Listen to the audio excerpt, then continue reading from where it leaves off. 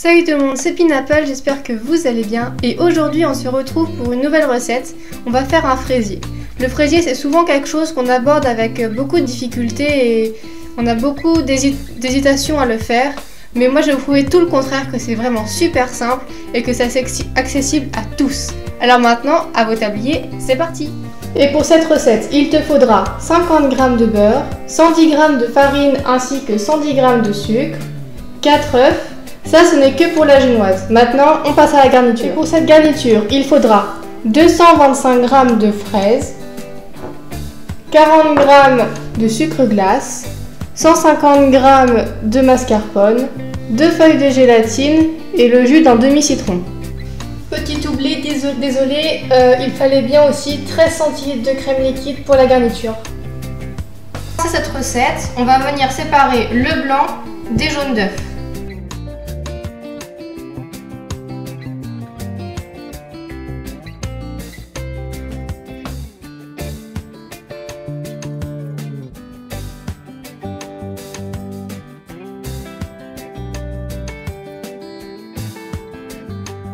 Maintenant, on vient les fouetter pour qu'ils soient bien fermes.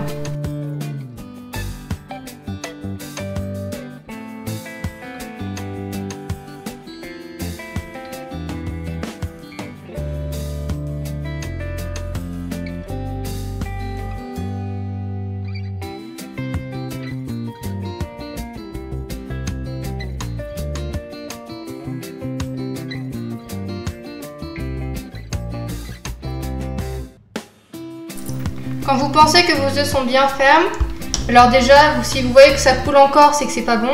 Et sinon, vous pouvez faire le test des œufs. On renverse le bol et si ça tombe pas, c'est bon. Donc là, vous voyez, moi, c'est bon. Voilà. Maintenant, on va pouvoir y ajouter une petite cuillerée de sucre. Comme ça, à peu près. On va remélanger pendant une petite minute.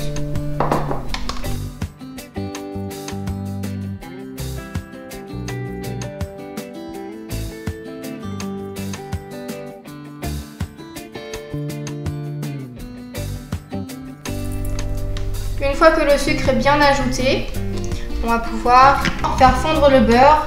Pendant que votre beurre fond, on va reprendre nos jaunes d'œufs et ajouter le reste du sucre.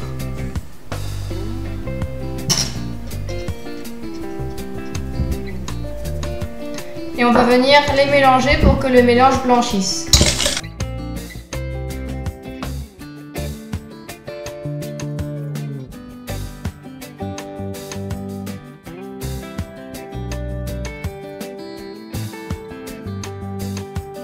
Une fois que votre mélange est bien blanc, comme ça, on va y ajouter la vanille et le beurre qui vient de finir de fondre.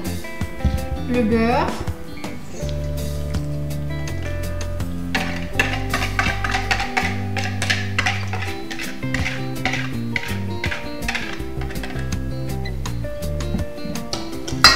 Et un peu de vanille.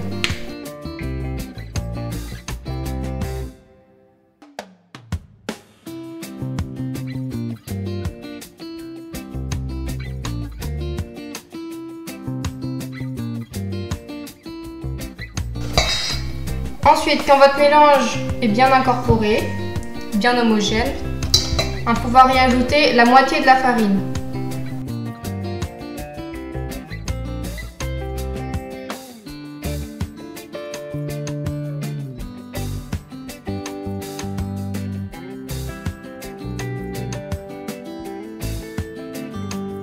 Ensuite, votre pâte, normalement, elle donne quelque chose comme ça, un peu épais.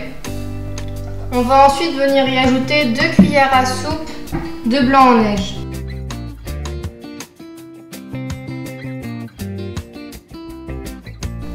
Donc là, on va arrêter de fouetter au fouet, on va prendre une cuillère en bois.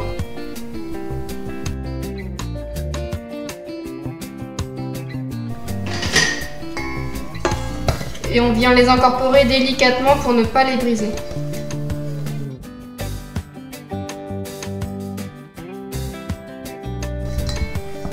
Comme ça, vous vous amenez, je sais pas si vous voyez bien, mais vous prenez la pâte par le dessous et vous la ramenez au dessus.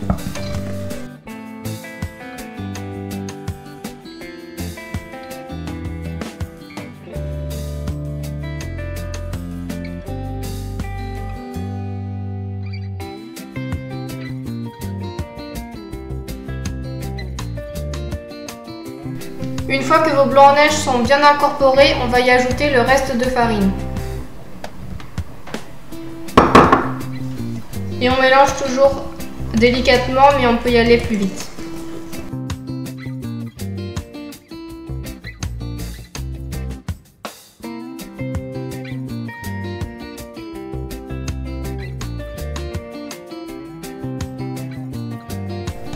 Quand vous obtenez une pâte comme ça,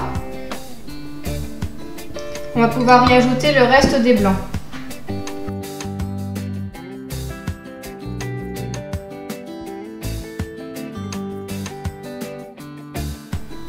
Vous pouvez y aller en une ou deux fois, c'est vous qui voyez. Moi je fais souvent en 2 fois pour éviter d'avoir trop à mélanger.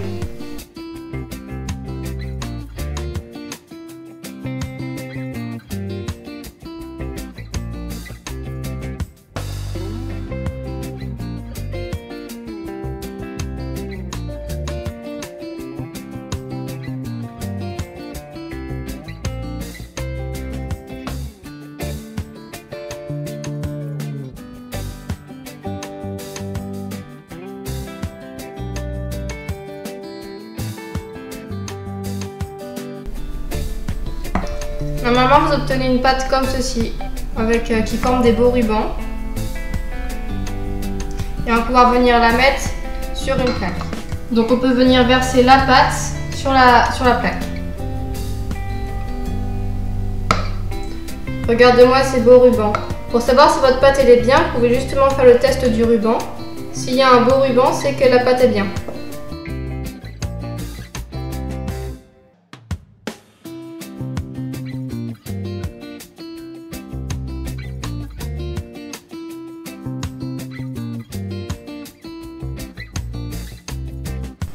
Et maintenant, on vient venir l'étaler pour qu'elle prenne bien la forme d'un rectangle, donc de la plaque.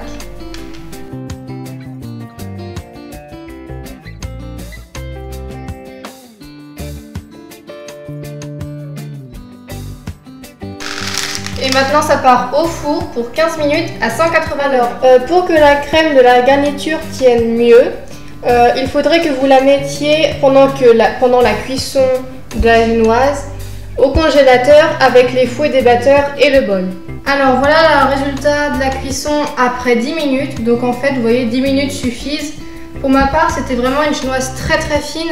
Si elle est plus grosse, mettez-la plus de temps. Mais vous voyez, moi, pour une génoise relativement fine, il a suffi de 10 minutes. Maintenant, on va venir récupérer un bol d'eau froide et y mettre nos 2 feuilles de gélatine.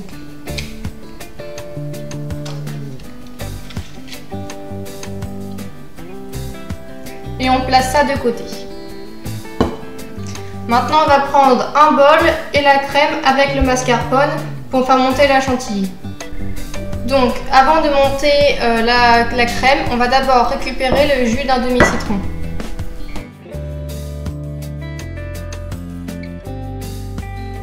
Au niveau de la quantité du jus, c'est vous qui voyez selon vos goûts si vous aimez ou pas le citron.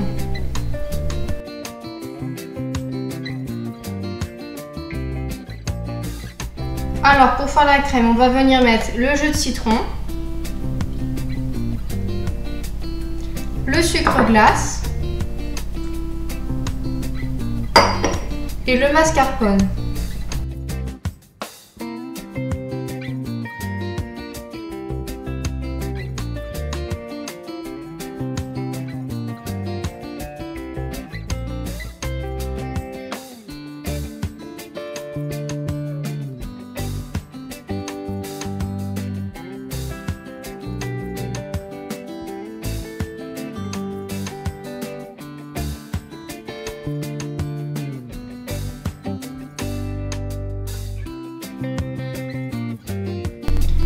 Donc on ajoute la crème.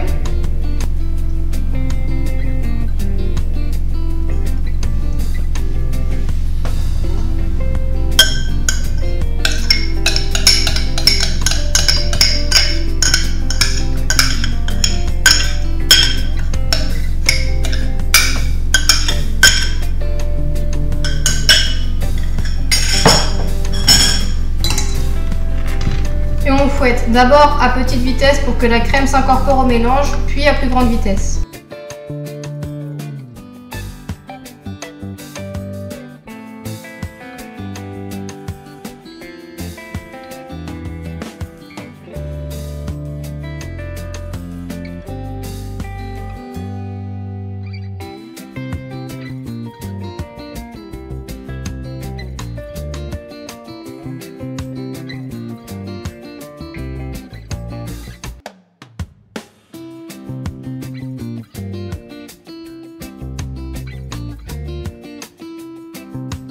Normalement, vous obtenez une pâte comme ça. On va ensuite prendre une casserole pour y mettre 4 cuillères à soupe d'eau et faire bouillir. Une fois que l'eau bout, on va pouvoir venir y ajouter la gélatine au préalable et ce riz.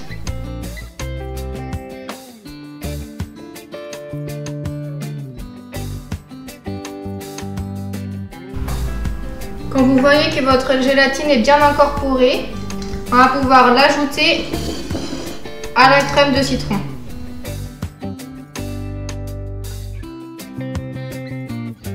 Et on mélange.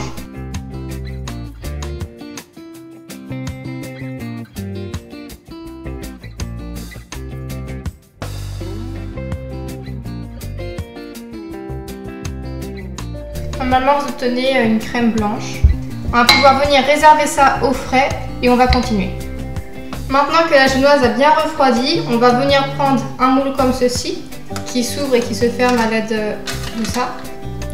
On va venir prendre le dessous et le mettre dans le coin pour couper.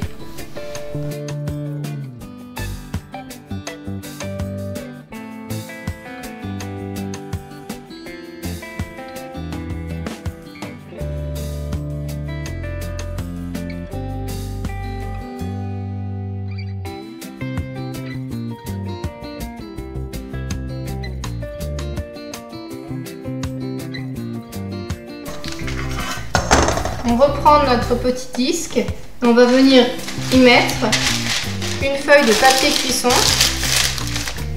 et on va venir le coincer dedans. Avant de mettre le premier disque, on va juste faire un deuxième cercle tout pareil. Comme vous voyez, moi là il n'y aura rien, mais dans ce cas-là c'est pas grave, vous prenez dans les chutes, vous prenez ce qui manque.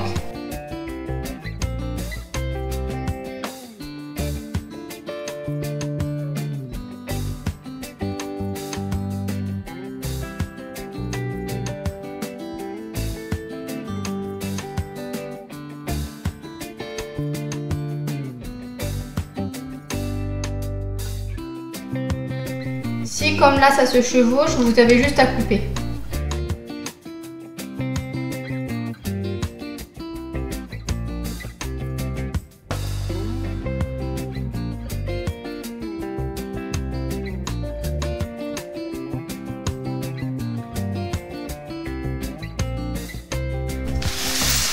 On va reprendre notre moule et y mettre la partie qui a été comme ça, qui n'est pas très bien coupée.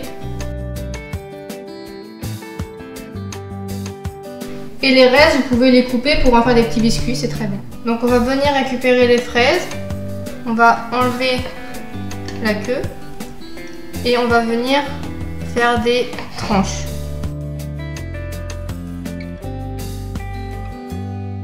Et la deuxième étape se fait au fur et à mesure, c'est-à-dire qu'on va venir mettre des plus beaux morceaux, c'est-à-dire souvent ceux qui sont au milieu, ou ceux-ci.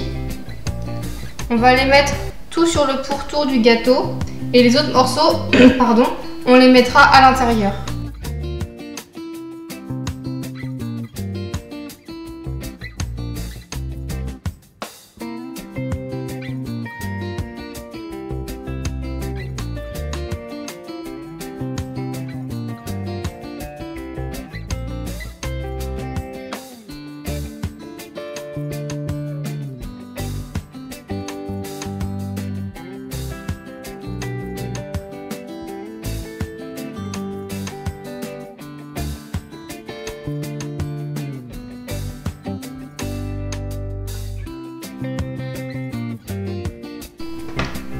Une fois que votre gâteau est totalement contourné de fraises, on va pouvoir y ajouter la crème.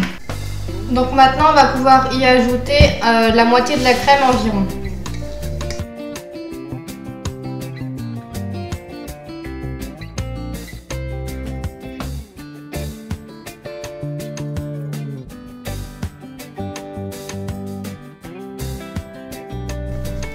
Et on y ajoute les fraises que l'on va couper.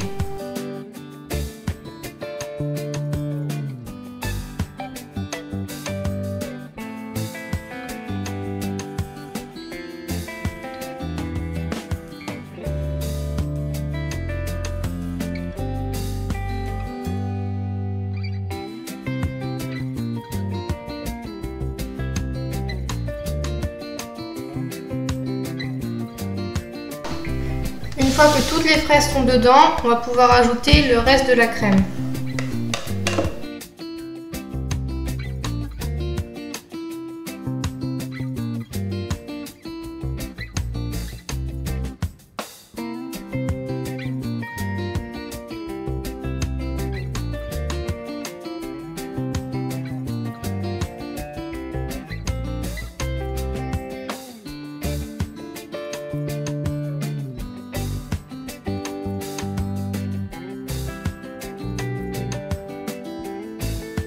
Enfin, pour finir le gâteau, on va y mettre la dernière tranche de génoise, dans le sens que vous voulez. Moi, je le mets du sens doré, parce que ça fait plus naturel. Et on appuie légèrement.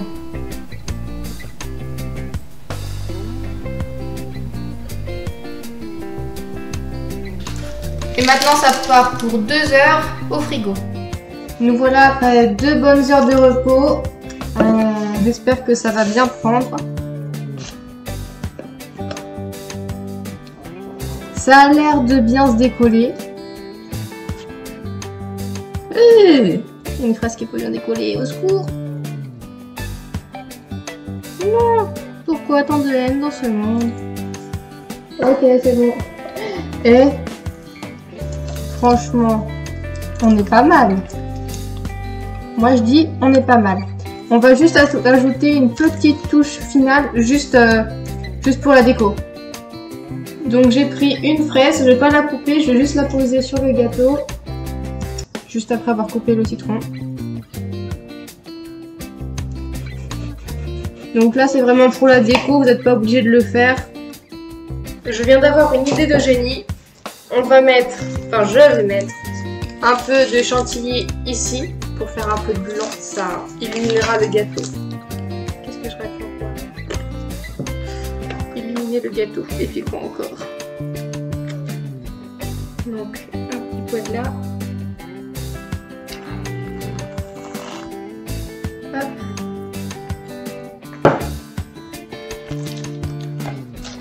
Franchement, il n'est pas un peu trop beau ce fraisier?